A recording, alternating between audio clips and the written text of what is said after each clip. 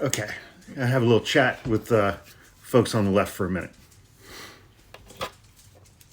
Now, I will preface this. We're going to talk about polls.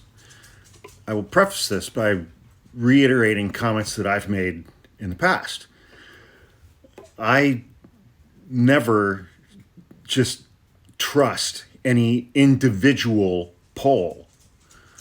What I look for in polling is trends over time among many different polls. And if the trends over time are consistent, that is something that you can trust. But I never trust individual polls by themselves or in and of themselves because they've all got issues. And, especially these days with changing demographics, nobody's quite sure what the electorate is going to look like in 2024. And, who the hell are these people that are answering these phone calls anyway? However,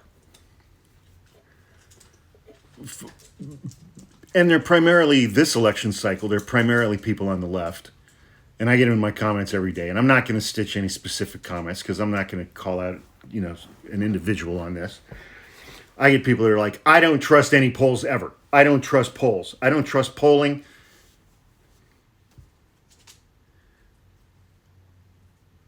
They're based on data and science. They are inexact. They are not entirely precise. But find me an election cycle over the last 50 years where the polls were off by more than 2.5 points. And that includes 2016. The race tightened at the end of 2016. And the undecideds broke in favor of Donald Trump very heavily. And the polls on election day, relative to the actual election result, the polls were off by about 2 points. They weren't off by 5. They weren't off by 10. They weren't off by 15 or 20 points. They were off by about 2 points. People don't realize that. So when you say, I don't trust any polls ever, you sound like the people on the right who are saying that Democrats control the weather. They're based on data and science and some art. They are inexact, but they're not that inaccurate that you can just dismiss them offhand and ignore them entirely. If you do that, you look like a kook.